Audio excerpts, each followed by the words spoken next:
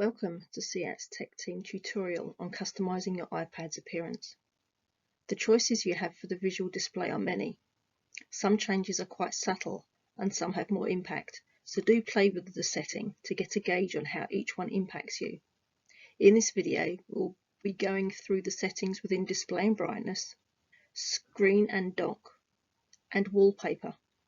I'll be setting up the iPad to my preferences and showing you how I have done so.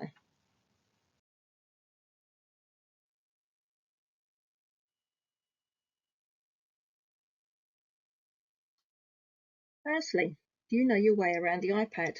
How to access the home screen, how to shut down as well as put to sleep? If you're unsure, check out our Getting to Know Your iPad video.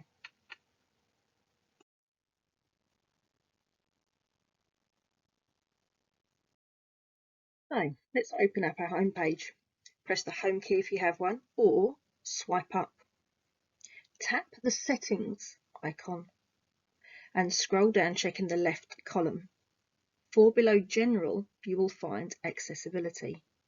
Tap and locate Display and Text Size on the right.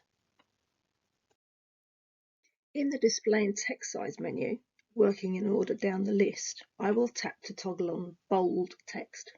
Instantly you can see the difference. Next is Larger Text.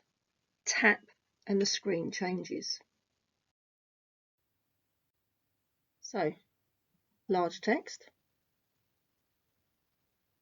use the slider. You can slide up until you get to the size you want. Simply tap the blue arrow to go back, and we are back at display and text size. Continuing down the list, I then toggle on button shapes, which puts a shape around the on-screen buttons. On-off labels adds a white 0 on grey background for off, and I on a green background for on inside the button shape.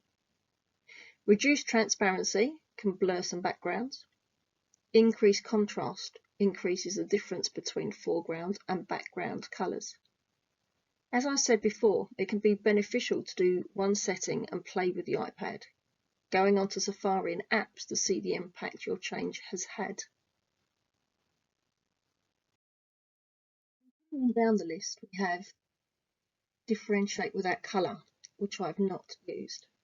I have toggled Smart Invert as it reverses the colours of the display but does not affect photos, images and media.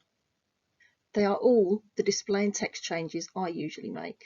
As I said earlier, depending on your preferences and model you have, you can really make it suit yourself. Now to the settings for display and brightness. Looking at your left-hand column, it is the second option under General. I've taken Smart Invert off so that I can show you dark mode. Dark mode can be less tiring in low light and reduces the high contrast in colours. Set the brightness to your preference. Newer models have True Tone, which will adapt the colour and intensity to match the light automatically. On newer models, this will continue with Display Zoom, where View Standard can be tapped to get the option of Zoomed View. This needs to be set by tapping the top right corner.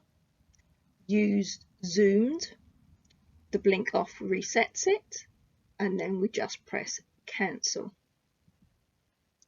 Returns us to Display and Brightness menu.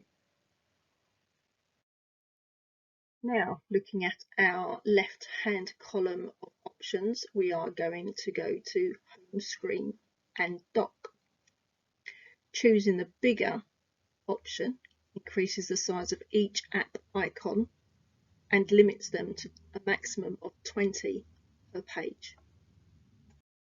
So, my current home screen. Background's still a bit busy, so we're going to change the wallpaper. We're going to go to Settings and choose a new wallpaper. I'm going to choose Still, not Dynamic, as movement can be tiring.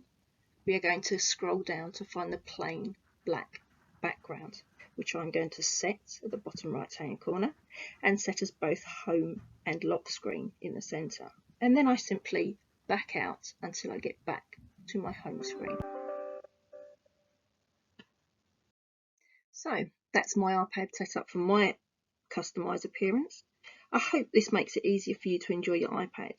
And remember, don't be afraid to change any or all of the settings until you find what suits you best.